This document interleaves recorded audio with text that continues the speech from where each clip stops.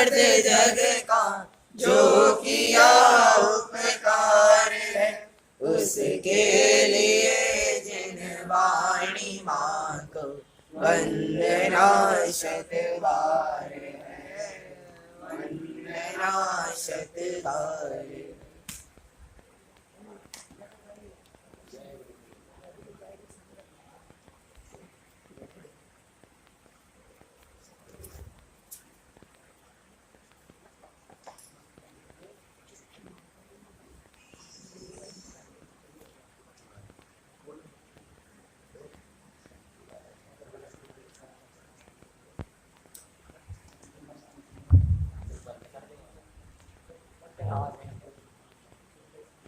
पंडित सारे सावधान। नमो अरिहंताणं नमो सिद्धाणं नमो आयर्याणं नमो छायाणं नमो लोरे सब्बसागुणं।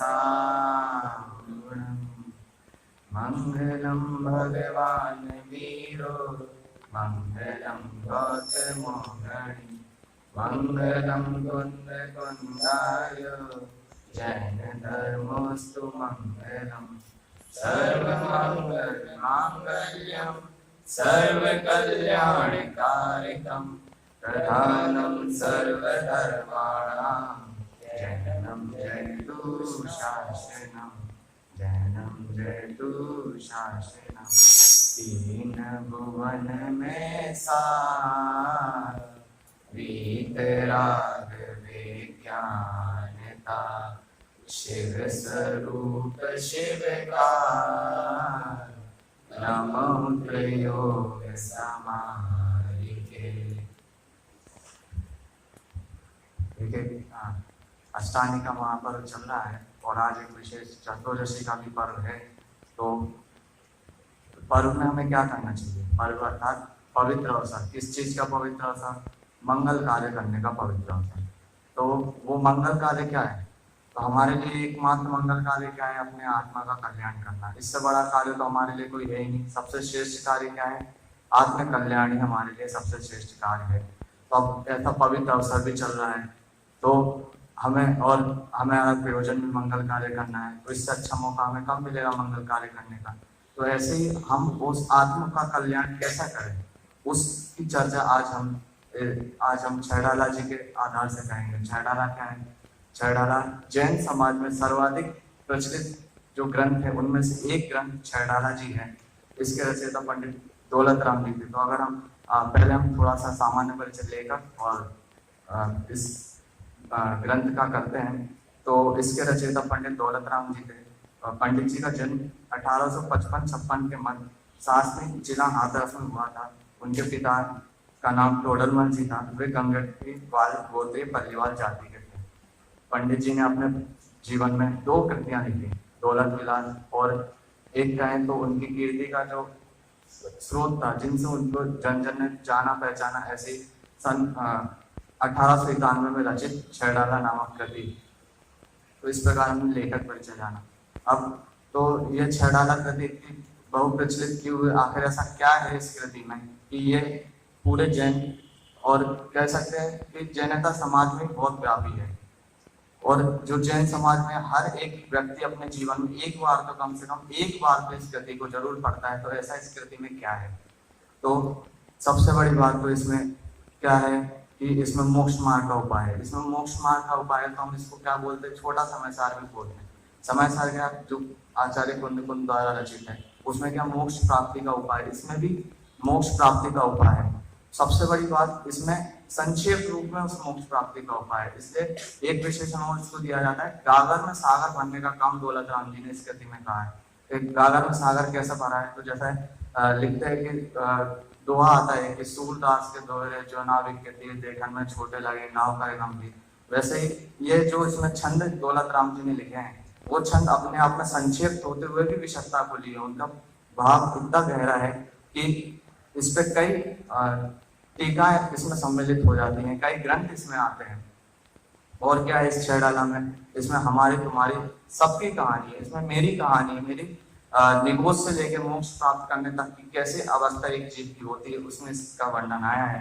तो ऐसे 6 डाला के माध्यम से आज हम आत्म कल्याण की अर्थात आत्महित की जो चर्चा इसके तीसरी ढाल में है उसको आज हम समझेंगे। तो मान लीजिए कि यहाँ पे दौलत राम जी बैठे हैं, वो उनने दूसरी ढाल खत्म करी और तीसरी ढाल वो शुरू ही कर रहे थे, तो एक शिष्य खड़ा हुआ, उसने बोला पंडित जी तीसरी रुकिए रुकिए। उसने एक प्रश्न खड़ा करा जो कि हम सबका भी बहुत फेवरेट क्वेश्चन है, जो WH फैमिली होती है उसमें से कह सकते हैं कि हमारा one of the most favourite question, और हर जगह ही होता है हमारे क्वेश्चन, क्या, क्यों, वाई, आखिर तीसरी ढाल क्यों। उसने ये प्रश्न रखा पंडित जी के सामने। तो हम भी कहते हैं, सुक्ति भी पढ़ते हैं कि प्रयोजन भी मंदो की ना प्रवर्तते, कि हम तो एक कदम भी प्रयोजन बिना नहीं रखते, और रखना भी नहीं चाहिए। क्यों, क्या हमें अपना कल्याण करना है, प्रयोजन तो हमें हर जगह साधना है। तो प्रयोजन की बात जब उसने पंडित जी से करी, तो पंडित जी ने भी उसको प्रयोजन गिनाए।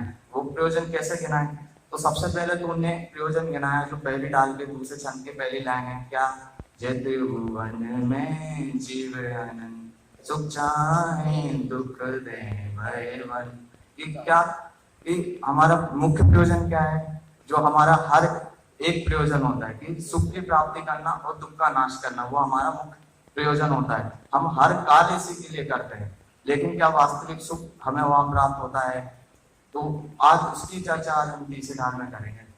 फिर इसके बाद एक और प्रयोजन बताया पंडित जी ने, और ये जगत में ही प्रचलित है कि हम कोई भी गलती करते हैं तो उस गलती के बाद हम 3 बातें कर सकते हैं, या फिर 3 कंडीशन उस गलती के बाद हम अप्लाई कर सकते हैं। पहला क्या है, गलती को मानना। दूसरा, गलती से सीखना व उसको सुधारना। गलती को मानना कैसे, कि हाँ मैंने गलती करी है, तो इसको अब मैं इस गलती से सीखूंगा, इसमें मैंने क्या ऐसा करा था कि ये गलती हो गई, और फिर उस गलती को सुधारूंगा। और तीसरी क्या, कि भविष्य में उस गलती को नहीं दोहराऊंगा। तो तीसरी बात को अगर हम थोड़ा गौर भी करें, तो पहली 2 बातें इस ध्यान में हम समझेंगे कि हमने क्या गलती करी थी और उस गलती को आप सुधारे कैसे। ये 2 बातें इस ध्यान में हम करेंगे।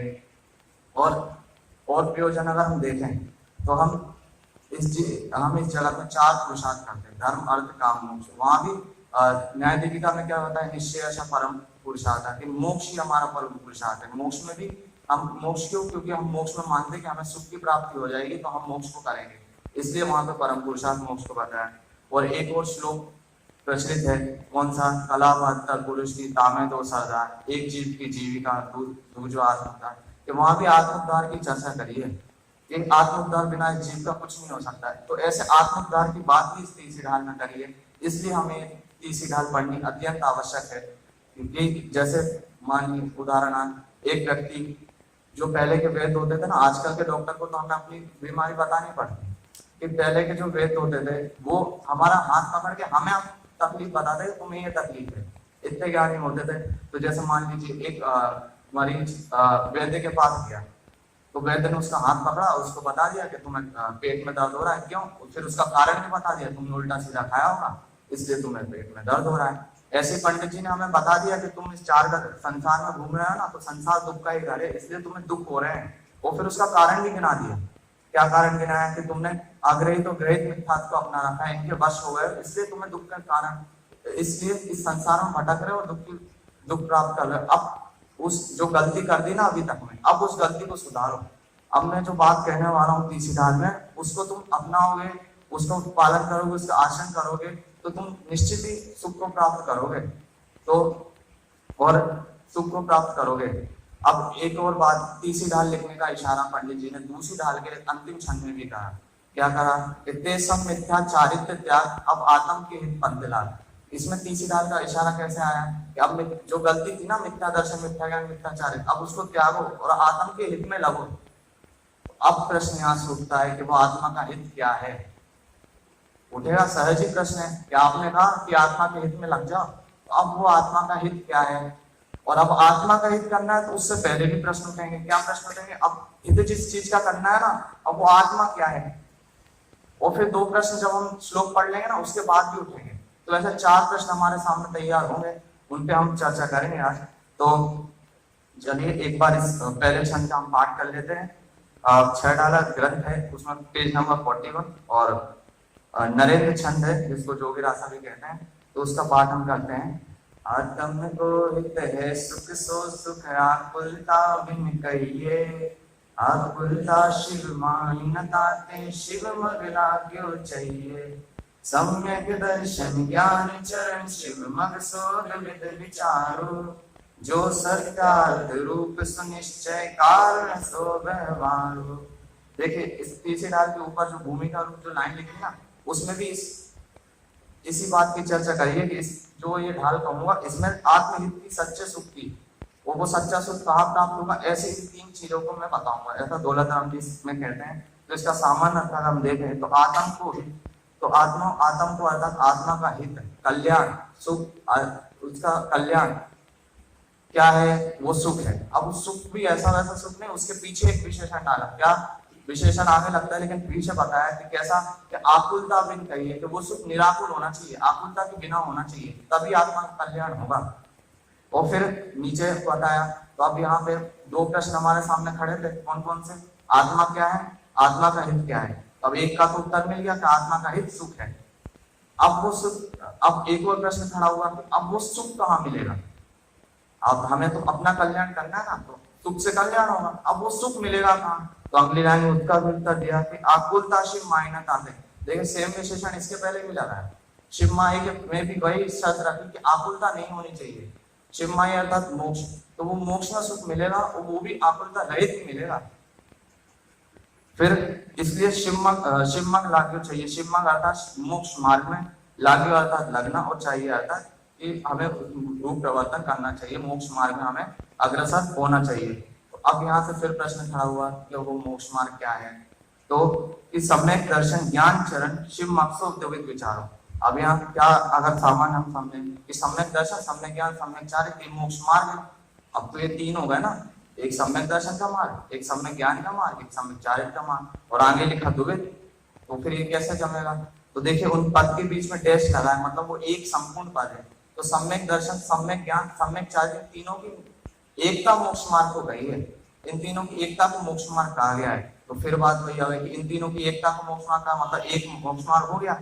और फिर आगे फिर लिखा तो द्विविध विचारो, फिर 2 हो गए। तो कैसा, तो यहाँ बहुत से लोग गलती कर देते हैं, यहाँ कुछ लोग मोक्ष को ही 2 मान लेते हैं कि 2 प्रकार का मोक्ष होता है, और कुछ मानते हैं कि मोक्ष मार्ग 2 प्रकार का। दोनों ही चीजें गलत है, उसका हम विशेष अर्थ करेंगे तब समझेंगे। तो यहाँ कहा कि द्विविध विचारो अर्थात 2 प्रकार से कथन उस मोक्ष मार्ग का होता है। वो कथन भी कैसा होता है, तो नीचे लाइन में कहा कि जो सत्यार्थ रूप से निश्चय, जो वास्तविक रूप से है वो निश्चय है, जो सच्चा मोक्ष मार्ग है, असली मोक्ष मार्ग है, वो निश्चय रूप से है। और जो उसका उपचारी उसका कारण सहचारी जो उसका कहा, वो व्यवहार मोक्ष मार्ग है। इस प्रकार से इसका सामान्य अर्थ। अब अगर हम विशेष अर्थ की तरफ बढ़े तो अब हमारे पास 4 काम हो गए। क्या, आत्मा को पहचानना है, पहला काम, आत्मा किसे कहते हैं, ये पहला काम हो गया। फिर आत्मा का हित करना है, ये दूसरा काम हो गया। फिर वो हित मोक्ष में मिलेगा तो मोक्ष जाना है, तीसरा काम हो गया, है ना। और फिर उस हित को करें कैसे, तो ये 4 काम हो गए हमारे सामने। अब इतना पुरुषार्थ कैसे करें, ये 4 काम करने हैं, तो इतना पुरुषार्थ करें कैसे। तो अभी जो हम आत्मा को पहचान, आत्मा किसे कहते हैं, जो डेफिनेशन पढ़ेंगे उसमें ये 4 काम एक ही चीज से हो जाएंगे, हम उसको एक को ही घटित करेंगे। तो कैसे, क्या बोलते हैं कि ज्ञानानंद स्वभाविक जीव तत्व को आत्मा कहते हैं। ये तो हम भागवत गीता में पढ़ते ही आ रहे हैं कि ज्ञान और आनंद स्वभाविक जीव तत्व को आत्मा कहते हैं। तो ज्ञान और आनंद स्वभाविक से 2 नहीं, ज्ञान और आनंद स्वभाविक बहुत सारे गुण हैं। दादा ने सप्तशतक में एक लाइन लिखी, कौन सी, कि शक्तियों का संग्रहालय गुणों का गोदाम है। ये कैसा है, संग्रहालय किसे कहते हैं, जैसे पुस्तकों का संग्रहालय, लाइब्रेरी, उसको हम कहते हैं ना, जहाँ बहुत सारी पुस्तक, ऐसे जो ऋषि शक्ति इत्यादि जो शक्ति गिनाई 47 शक्ति, ऐसी अनंत शक्तियां हैं, 47 नहीं, ऐसी अनंत शक्तियां, उनका जो संग्रहालय है वो गुणों का गोदाम है। 1-2 गुण नहीं है, बहुत ठसाठस अनंत गुण है आत्मा में। ऐसा गुणों का गोदाम है, वो आत्मा है। अब जो हम एक और परिभाषा जो पढ़ेंगे इष्टोपदेश के ग्रंथ के आधार से, उसमें जो हमने 4 काम गिनाए थे ना, उसमें से 3 तो एक ही चीज में घटित कर देंगे। कैसे, कि स्वसंवेदन सुव्यक्त तनुमात निरत्यय अत्यंत सौख्यवान आत्मा लोकालोक विलोकिना। कैसा था कि अत्यंत सौख्यवान आत्मा लोकालोक विलोकिना।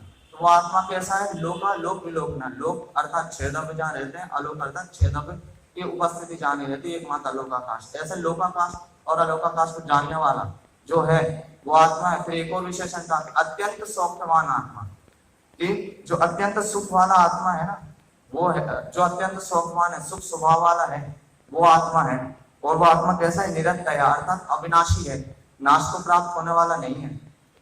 फिर तनु मात्र, कि अभी वर्तमान अवस्था में कैसा है? शरीर प्रमाण है। तनु मात्र अर्थात शरीर, अपने शरीर प्रमाण है वो आत्मा। और फिर एक जो सबसे बड़ी बात कही कि स्व संवेदन सुव्यक्ता, अब किसी और की जरूरत नहीं पड़ती उस आत्मा को पहचानने में। हमें ऐसा नहीं कि हमें दूसरे प्रसंग ढूंढने पड़े, पर निमित्त उस आत्मा को पहचानने में के लिए तैयार करने पड़े।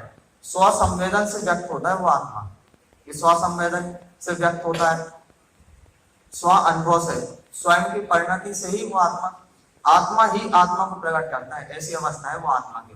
तो यहाँ पे दो बात विशेष ध्यान देने वाली है। एक अत्यंत सौख्यवान आत्मा, हमने क्या बात करी थी कि हमें सुख की प्राप्ति करनी है। क्यों? क्योंकि उससे हमारा हित होगा। तो अब जब आत्मा का सुख, जो सुख है वो आत्मा में ही है, तो जब हम आत्मा को पहचान लेंगे तो हमारा हित भी ऑटोमेटिकली हो जाएगा। तो जो चार काम गिनाए थे कि हमें हित करना है, तो वो हित सुख रूप था। अब वो सुख जब आत्मा में ही है तो हमें सिर्फ आत्मा को पहचानना है, तो एक तो कम हो गया काम। ठीक है। फिर स्व संवेदन सुव्यक्ता, कि जब आत्मा को पहचाने कैसे? तो स्वयं से पहचानना है, कहीं और जाना नहीं है। तो एक और काम कम हो गया कि आत्मा को पहचानना है, वो भी स्वयं से पहचानना है, आत्मा के द्वारा ही पहचानना है। फिर कि नीचे जो दूसरी लाइन में बात कही ना, कि जब हमने कहा कि आत्मा का सुख है, तो हमने कहा था कि वो सुख मोक्ष मार्ग में मिलता है। तो फिर ये संशय हुआ था कि मोक्ष में जाना पड़ेगा या सुख को मोक्ष से लाना पड़ेगा, दो ही काम हो सकते हैं। तो अब तो एक चीज तो कम हो गई कि वो सुख तो आत्मा में है, तो अब सुख को ला नहीं सकते, तो अब हमें मोक्ष मार्ग में जाना पड़ेगा, वहीं हमें सुख मिलेगा, वहीं हम सुखी हो जाएंगे। तो ऐसा नहीं है। वो मोक्ष मार्ग भी क्या है? मोक्ष मार्ग भी पर्याय है। ऊपर तो सिद्ध से लाते, वो तो एक स्थान विशेष है, वहां पे जो सिद्ध रहते हैं वो मुक्त अवस्था जो उनकी पर्याय विशेष है। तो वो पर्याय भी स्व संवेदन से है। स्व संवेदन से कैसे? जब हम अपनी आत्मा में विशेष परिणति करेंगे, कर्मों का नाश कर देंगे, तो हमें मोक्ष की प्राप्ति हो जाएगी। तो वो भी आत्मा के द्वारा ही होगी। तो यहाँ हम कह सकते हैं आत्मा ही करने वाला है। किसको करने वाला है? हित को करने वाला है। वो किससे करने वाला है? आत्मा के द्वारा ही हित को करने वाला है। इसलिए हमें कहीं और तो जाना ही नहीं है, इसलिए हमें और कहीं जाना ही नहीं है। वो आत्मा ही आत्मा के द्वारा आत्मा को करने वाला है। तो ऐसे हित, जो सुख की बात कही ना, वो आत्मा के द्वारा ही है। फिर यहाँ पे दो विशेषण कहे, कौन से? एक बार आकुलता रहित का सुख के पहले कि वो सुख निराकुल होना चाहिए। तो ऐसा क्यों कहा कि वो निराकुल सुख इसलिए होना चाहिए? क्योंकि हमारी मिथ्या मान्यता है ना, तो हम क्या अभी तक सुखी होने का प्रयोजन संसार में खोज रहे थे। अगर यहाँ पे निराकुल सुख की बात नहीं करते, तो जैसे ही पंडित जी कहते आत्मा का हित सुख है, तो हम क्या कहते हैं? हम फिर से संसार में खोजने लगते हैं उस सुख को। हम इस संसार के सुख को ही मानने लगते हैं। कि कोई कहता कि हम कहाँ दुखी है, आपने आत्मा के पहचानने की बात की, हम तो बिना आत्मा को पहचाने सुखी हैं। कैसे सुखी हैं? हमें गर्मी लग रही, पंखा चालू कर दिया, हम सुखी हो गए। और कैसे सुखी है? हमारे पास हमें भोजन की प्राप्ति होती है, हमें भोजन के लिए कष्ट नहीं करना पड़ता, हमारे पास सुख सामग्री, जितने भी सुख साधन है वो सब हमारे पास है। कोई बिजनेसमैन व्यक्ति गया, मेरे पास धन भी है, घर भी है, गाड़ी भी, सब है हमारे पास, हम दुखी कहाँ हैं?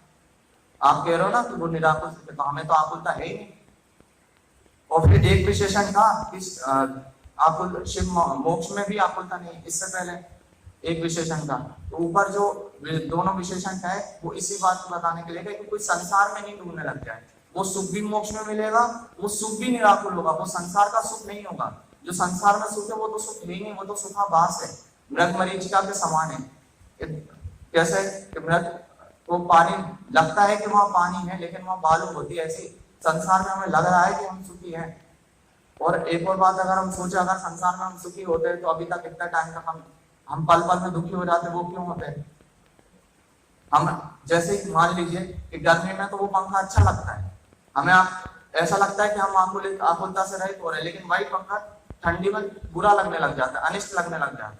तो क्या सुख सिर्फ सीजन के हिसाब से सुख चलता है और वो सुख बदलता रहता है? हो सकता है वही पंखा आप गर्मी में बैठे, एक आपको अच्छा लग रहा है, लेकिन आपके बगल में व्यक्ति बैठा जिसकी तबीयत खराब है, वो उसके लिए दुख का कारण है। तो एक के लिए सुख का कारण है, एक के लिए दुख का कारण है, ऐसा सुख कैसा सुख हो सकता है? इसलिए कहा निराकुल सुख, और वो भी मोक्ष में ही मिलेगा, वर्तमान अवस्था में नहीं मिलेगा, मोक्ष की अवस्था में ही वो सुख मिलेगा। और एक और बात अगर हम विचार करें तो हम एक श्लोक पढ़ते हैं, क्या, जो संसार विषय सुख हो तो तीर्थंकर क्यों त्यागे, काय को शिव साधन करते संयम स्वानुराग। क्या अगर संसार में सुख होता ना, हम धन सामग्री स्त्री पुत्र आदि से सुख मानते, चक्रवर्ती के बाद तो सबसे ज्यादा थे, सबसे ज्यादा धन था, सबसे ज्यादा स्थिति, सबसे ज्यादा पुत्र थे, फिर भी उनने छोड़ा ना इस संसार को, उनने उस मोक्ष को अपनाया, मोक्ष में लगे, उस शिवरूप अवस्था को प्राप्त करा सब छोड़ के। हमारे मुनिराज सब छोड़ देते हैं तभी सुखी हो पाते हैं, इसलिए इस संसार में सुख नहीं है।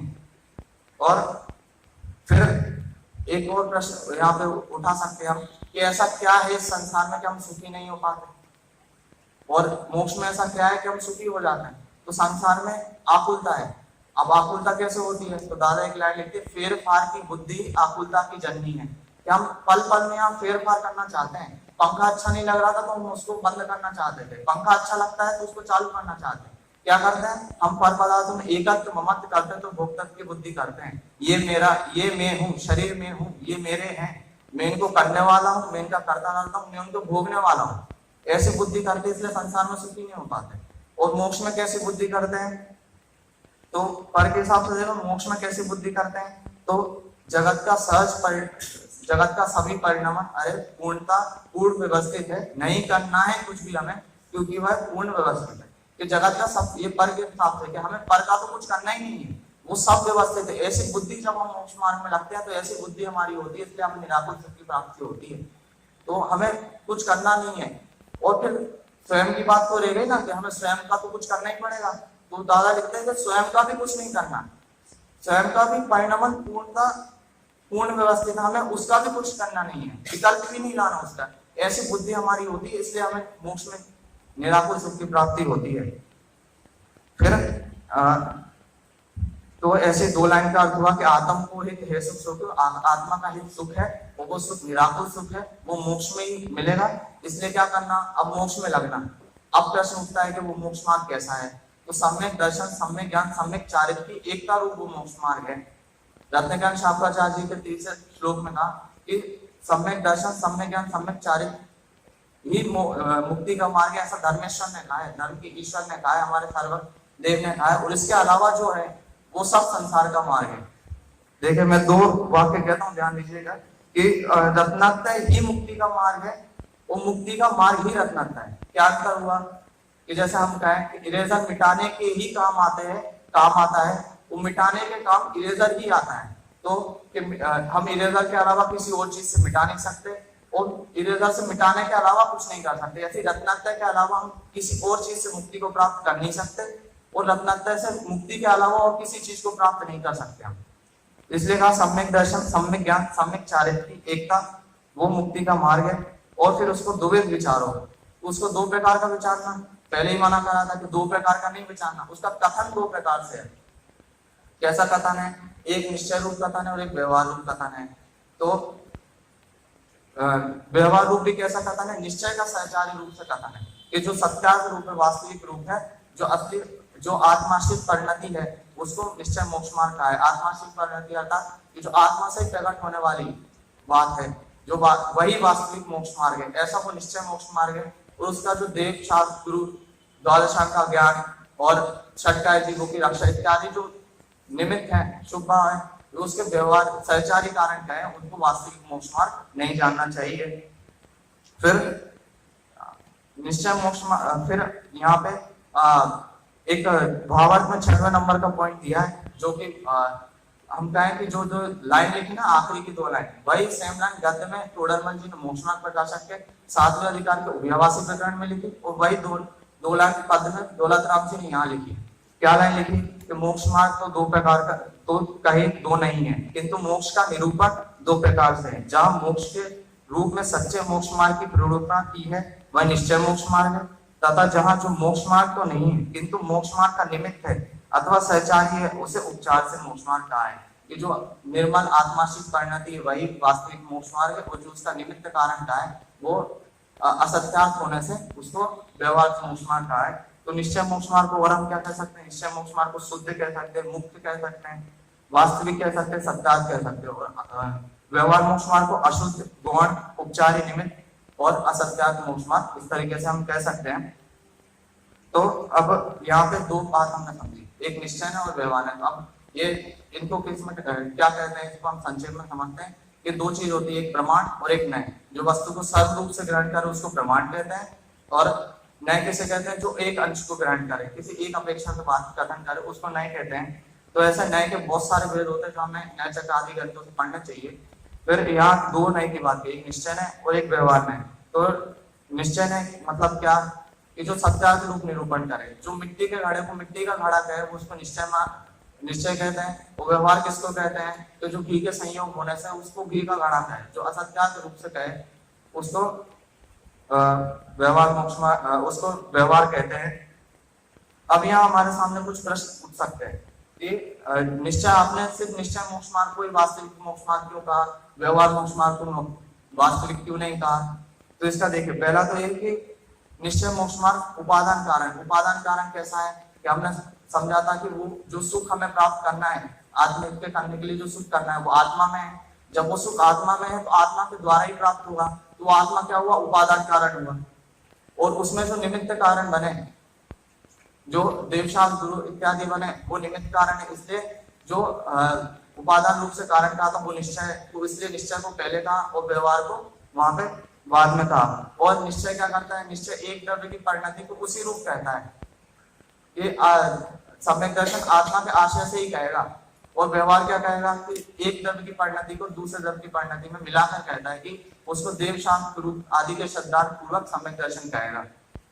फिर तो हम कोई यहाँ पे कहे कि हम तो व्यवहार को ही मोक्ष मार्ग मानेंगे, तो व्यवहार निश्चय के बिना व्यवहार को मोक्ष मार्ग मानेंगे, तो उसको इसमें कहा कि बिना, एक तो नए निरपेक्ष नहीं होते, बिना निश्चय के व्यवहार होगा नहीं, और जो बिना निश्चय के व्यवहार होगा वो सिर्फ पूरा क्रियाकांड होगा।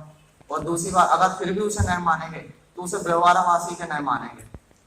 और फिर निश्चय बिना, और एक और जो गुरुदेव जी का उदाहरण आता है कि निश्चय के बिना अगर हम व्यवहार को मानेंगे तो व्यवहार शून्य है। हम किसी चेक है उसमें कितने ही जीरो लगा दें उसकी कोई वैल्यू नहीं, लेकिन उसके आगे एक लगाएंगे तभी उसकी वैल्यू बनेगी। ऐसे निश्चय के बिना व्यवहार कुछ नहीं है। फिर अगर जब तक निश्चय का भान नहीं होगा तब तक हमें व्यवहार से कुछ फायदा नहीं होगा। फिर ऐसे तो फिर प्रश्न उठता है कि हम व्यवहार करें या नहीं करें। तो व्यवहार मोक्ष मार्ग को रूप हमें परिणाम में होना चाहिए कि नहीं करना चाहिए, तो करना चाहिए। जब तक निश्चय मोक्ष मार्ग नहीं हो रहा तब तक तो हमें करना चाहिए, लेकिन उसको व्यवहार रूप नाम नहीं देना चाहिए। कि जो हम व्रतशील संयम आदि कर रहे हैं वो करना चाहिए, क्योंकि इष्टोपदेश में कहा कि वरम व्रतई पदम देवम ना व्रतई व्रत नारकम। अगर हम व्रत आदि छोड़ देंगे तो हम नरक आदि गतियों में चले जाएंगे, हम तो और मोक्ष मार्ग से दूर होते जाएंगे। तो हमें करना है लेकिन उसको नाम नहीं देना, उसको व्यवहार मानना नहीं है। और क्या कहा कि दादा कहते हैं कि जो हम ये व्रतशील संयम आदि करते, देवशांत का सिद्धांत करते, ये निश्चय मोक्ष मार्ग से पहले करने वाली पूरी प्रैक्टिस है। देशनान अवधिकता ये सब पूरी प्रैक्टिस है। जिस दिन निश्चय मोक्ष मार्ग हमें प्रकट होगा ये उस दिन अपने आप तुरंत व्यवहार का ही नाम पा जाएंगे। तो और तो इस तरह हमने निश्चय और व्यवहार मोक्ष मार्ग को समझा। एक और पॉइंट अगर हम लें कि मिथ्या दृष्टि से व्यवहार मोक्ष मार्ग को मोक्ष मार्ग क्यों मानता है, तो इसमें एक पॉइंट आया कि निश्चय मिथ्या दृष्टि को नए होते ही नहीं है।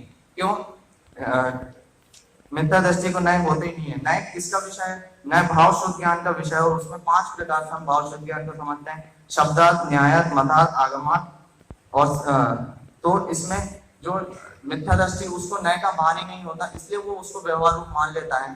तो हमें तो निश्चय मोक्ष मार्ग को ही वास्तविक मोक्ष मार्ग मानना है, उसको ही अपनाना, उसे रूप ही आचरण करना है। तो हमें ऐसे निश्चय मोक्ष मार्ग को समझे, जाने, उसमें आचरण करें और मोक्ष को प्राप्त करें। इस